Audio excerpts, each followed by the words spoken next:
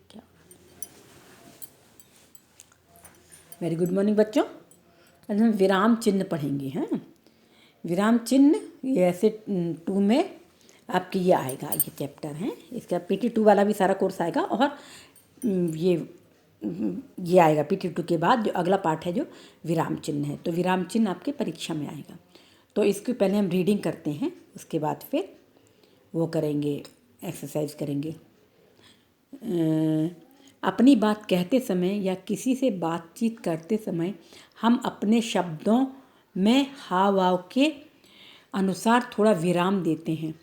इन्हें लिखित रूप से चिन्हों द्वारा दर्शाना ही विराम चिन्ह लगाना कहलाता है। जैसे रेलगाड़ी पटरी पर चलती है, रुक गए हम, रेलगाड़ी पटरी पर चलती है, रुक गए मतलब विराम ले लिया हमने। तुम कहाँ रहते हो, तुम कहाँ रहते हो, ये भी विराम चिन्ह है इसमें भी। तो इसमें रेलगाड़ी पटरी पर चलती है, ये हुआ पूर्ण विराम। कौन सा चिन्ह हुआ? पूर्ण विराम।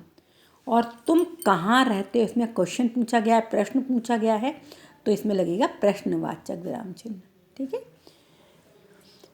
आपने देखा इन वाक्यों में एक बात को साधारण रूप में कहा गया है और उसके समाप्त होने पर इन्वर्टेड कॉमा पूर्ण विराम का चिन्ह लगाया गया है ना, पूर्ण विराम का चिन्ह लगाया गया है।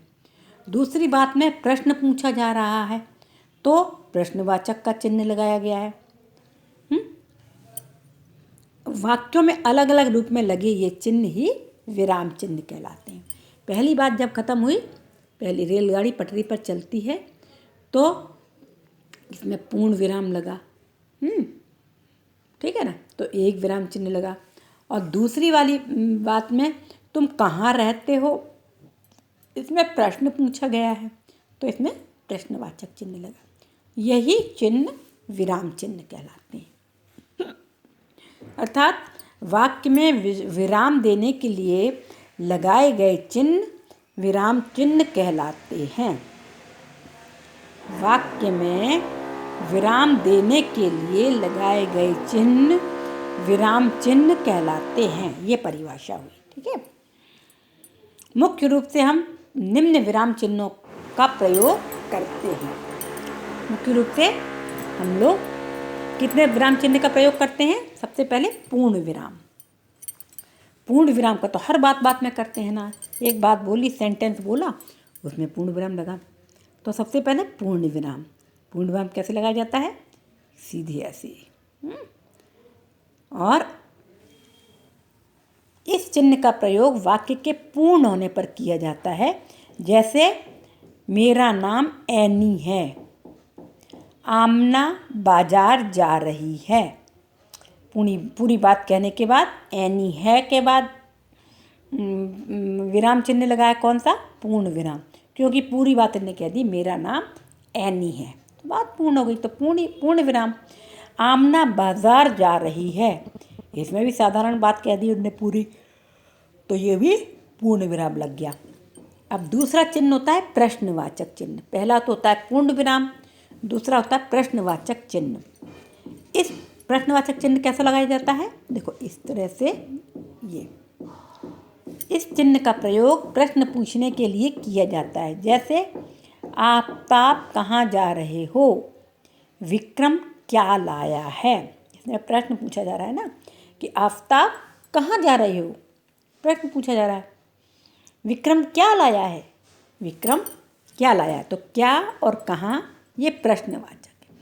तो इनमें ये कौन सा चिन्ह का प्रयोग होगा? इनमें प्रश्नवाचक चिन्ह, ये लगाए प्रश्नवाचक चिन्ह और ये प्रश्नवाचक चिन्ह। अब तीसरा है अल्प विराम। अल्प विराम, पूर्ण विराम मतलब होता है बात कहने के बाद पूरी तरह से रुक जाना है, पूरा वाक्य पूरा हो गया है तब लगाया जाता है पूर्ण विराम। और अल्प विराम में क्या है कि वाक्य के आधे में ही थोड़ा सा विराम लिया जाता है, हल्का सा विराम लिया जाता है, फिर आगे बढ़ देते हैं, है ना, तो उसको अल्प विराम कहते हैं। इंग्लिश में इसे कॉमा कहते हैं, है ना। तो ये कॉमा का चिन्ह देखो, ये अल्प विराम का चिन्ह लगा हुआ है ना। तरह से। इस चिन्ह का प्रयोग थोड़े विराम के लिए किया जाता है, थोड़े समय रुकने के लिए इस चिन्ह का प्रयोग किया जाता है। जैसे डेविड, तुम फल सब्जियां आदि खाने के साथ दूध भी पिया करो। डेविड, डेविड के बाद लगा तुम फल सब्जियां, फल सब्जियां के बीच में अल्प विराम लगा, और डेविड तुम, डेविड के बाद लगा तुम फल सब्जियां आदि खाने के साथ दूध भी पिया करो। पूरी बात जब कह ली गई तो लग गया पूर्ण विराम, लेकिन फल सब्जियां खाने के लिए इनके बीच में थोड़ा सा विराम लिया गया, इसलिए इसको अल्प विराम इसमें प्रयोग किया गया है। तो अल्प विराम मतलब बहुत थोड़े समय के लिए विराम लिया जाता है। त्रिशा आज खिलौने, कपड़े व मिठाइयाँ खरीदेगी। त्रिशा आज खिलौने, कपड़े व मिठाइयाँ खरीदेगी। तो खिलौने और कपड़े के बीच में अल्प विराम आया है ना, तो ये अल्प विराम हो गया है ना। और अंत में पूर्ण विराम तो लगता ही है, वाक्य जब खत्म होता है तो पूर्ण विराम हर वाक्य के बाद लगता है। ठीक है, अब तीसरा है, चौथा है, कौन सा विराम है चौथा? विस्मयादिबोधक। विस्मय मतलब आश्चर्यचकित करने वाला है। इस चिन्ह का प्रयोग हर्ष, शोक, हैरानी आदि के भावों को दर्शाने के लिए किया जाता है। इस चिन्ह का प्रयोग या तो बहुत खुशी हो, या कोई दुख की बात हो, या कोई कमाल की बात हो जिसमें हैरानी हो रही हो, तो उसके लिए इस वाले चिन्ह का प्रयोग, विस्मयादिबोधक चिन्ह का प्रयोग किया जाता है इन भावों को दर्शाने के लिए। जैसे परमजीत शाबाश, तुमने कुश्ती में कमाल कर दिया। शाबाश, शाबाश क्या होता है? खुशी प्रकट करने के लिए और आश्चर्य से। परमजीत शाबाश, तुमने कुश्ती में कमाल कर दिया, है ना। तो प्रश्न अंत में तो पूर्ण विराम लगा, लेकिन उससे पहले परमजीत शाबाश, हर्ष और विस्मय, हैरानी दोनों जताए गए, इसलिए ये विस्मयादिबोधक है। विस्मयादिबोधक का चिन्ह कैसा है? लाइन खींचने के बाद नीचे बिंदी लगना, है ना। जैसे पूर्ण विराम की लाइन खींची हुई है, उसके नीचे भी बिंदी लग जाए तब ये विस्मयादिबोधक होता है। दूसरा क्या है? अरे भट्टाचार्य जी कैसे गिर गए? अरे भट्टाचार्य जी कैसे गिर गए? तो अरे भट्टाचार्य जी कैसे गिर गए? अरे अरे आश्चर्य प्रकट किया गया ना, अरे भट्टाचार्य जी कैसे गिर गए। तो इस तरह से ये आश्चर्य प्रकट करने के लिए हुआ अरे, और परमजीत शाबाश ये खुशी प्रकट करने के लिए हुआ। तो परमजीत शाबाश, तुमने कुश्ती में कमाल कर दिया। अरे भट्टाचार्य जी कैसे गिर गए, तो इसमें आश्चर्य प्रकट किया गया। तो ये कौन से चिन्ह हैं? विस्मयादिबोधक चिन्ह। हर्ष खुशी दुख प्रकट करने के लिए किए जाने वाले भावों को प्रकट करने के लिए दर्शाए जाने वाले चिन्हों को क्या कहते हैं? विस्मयादिबोधक चिन्ह। ठीक है ना। तो इस तरह से आपके में 4 तरह के चिन्ह हैं। एक तो पूर्ण विराम, दूसरा प्रश्नवाचक चिन्ह, तीसरा अल्प विराम, और चौथा विस्मयादिबोधक, आश्चर्य प्रकट करने के लिए। पूर्ण विराम मतलब बात करने के बाद पूरी बात अपनी खत्म करने के लिए। प्रश्नवाचक चिन्ह मतलब बात में प्रश्न पूछने के बाद जो चिन्ह लगता है उसको प्रश्नवाचक। और तीसरा अल्प विराम मतलब थोड़े समय के लिए रुकना, किसी बात को कहने के लिए थोड़े से समय को रुकना, उसे कहते हैं अल्प विराम। और चौथा विस्मयादिबोधक चिन्ह मतलब आश्चर्य हर्ष खुशी दुख प्रकट करने के लिए, हैरानी प्रकट करने के लिए जो चिन्ह प्रयोग किया जाता है उसे कहते हैं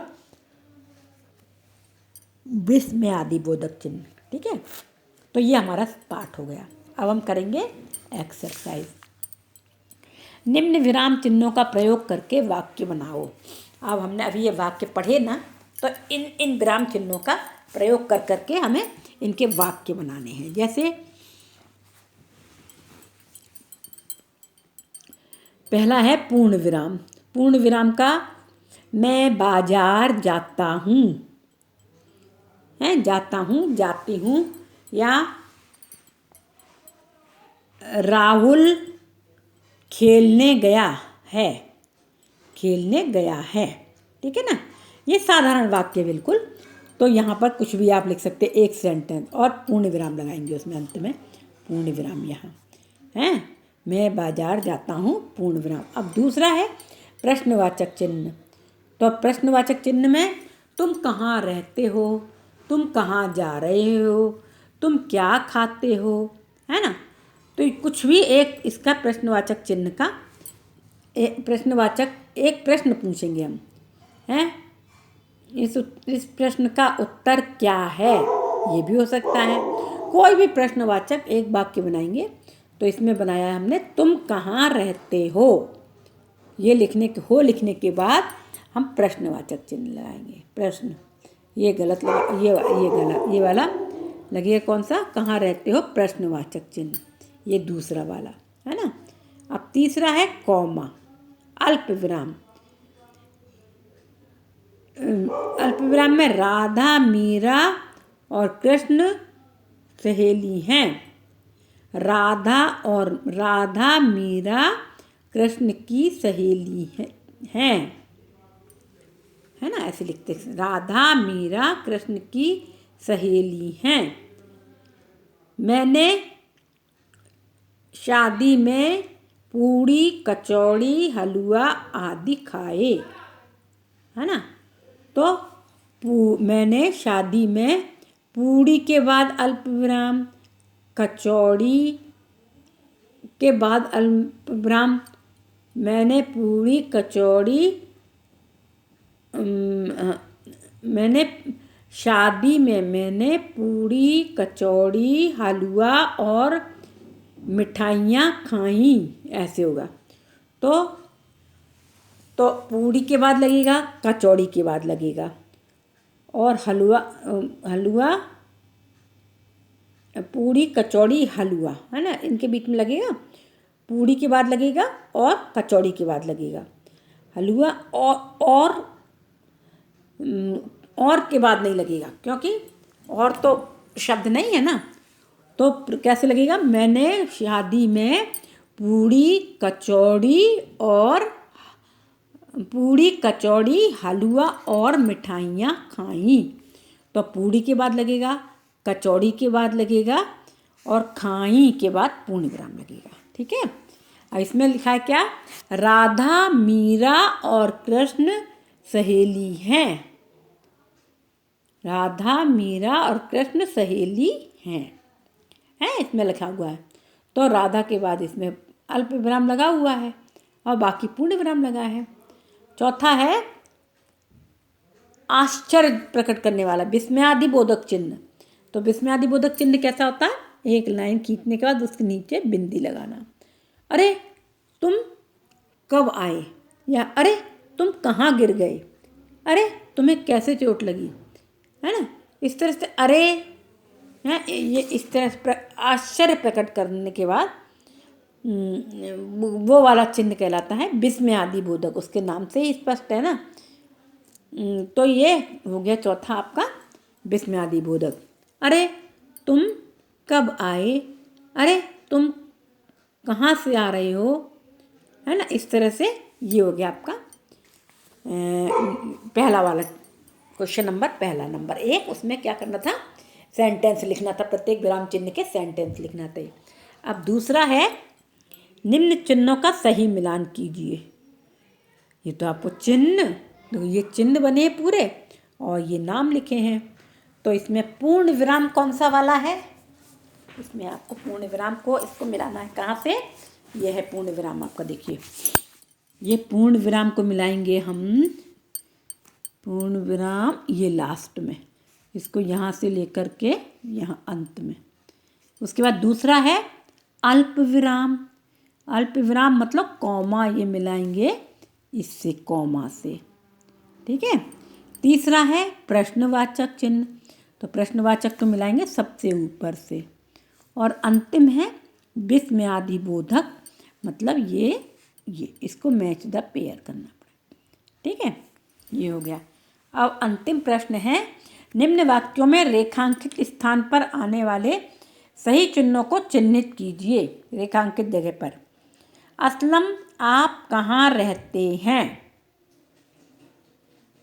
रेखांकित जगह पर, यहाँ रेखा की जगह जो लाइन खींची हुई है ना, इसको रेखांकित कहते हैं। ये लाइनें खींची हैं। तो अब इसमें क्या है, असलम आप कहाँ रहते हैं, मतलब प्रश्न पूछा जा रहा है। तो यहाँ पर कौन सा चिन्ह लगेगा? ये पहला वाला, क वाला प्रश्नवाचक चिन्ह। असलम आप कहाँ रहते हैं। ठीक है। दूसरा है वाह क्या बगीचा है।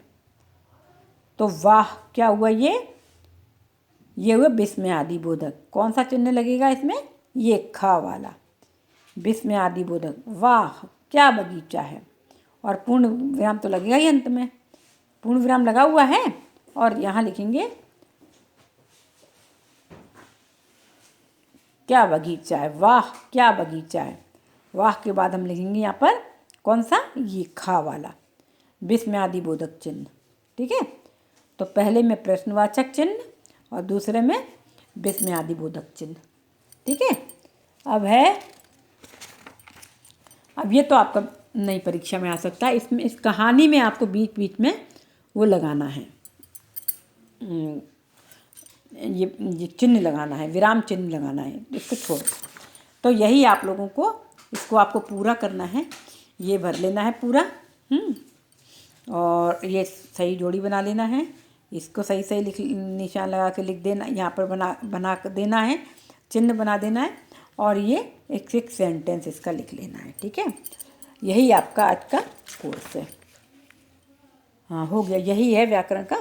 अब आपको नेक्स्ट पीरियड में नहीं और दे रखा है, नहीं दे रखा, इसके पाठ 16 यहीं तक है। ये अभ्यास प्रश्नमाला है। ये तो आपको सब आते हैं, पर्यायवाची, विलोम, शुद्ध रूप में लिखना है, और ये वाक्यांशों हेतु एक शब्द और मुहावरे, सब कुछ आपको आ चुके हैं परीक्षा में। लेकिन आएंगे, ये दोबारा भी आएंगे ये। और अंग्रेजी अंकों को हिंदी अंकों में लिखना, निम्न प्रश्नों के उत्तर दें, ये आपका हो चुका है यहाँ से। तो आपका बस केवल यहीं से ये विराम चिन्ह, केवल यही एक्सरसाइज है। ये तीनों प्रश्न ये इसमें बुक में ही करना है, इसमें कॉपी में नहीं करना है। ठीक, ओके। और इसके ये लिख लेना ध्यान से, और साथ साथ में याद भी करते चलना है, क्योंकि अब हमको ऐसे 2 के एग्ज़ाम की तैयारी करना है। ऐसे 2 एग्ज़ाम नेक्स्ट मंथ होगा, फरवरी मार्च में होगा, लगता है 1 मार्च के। Okay, good day.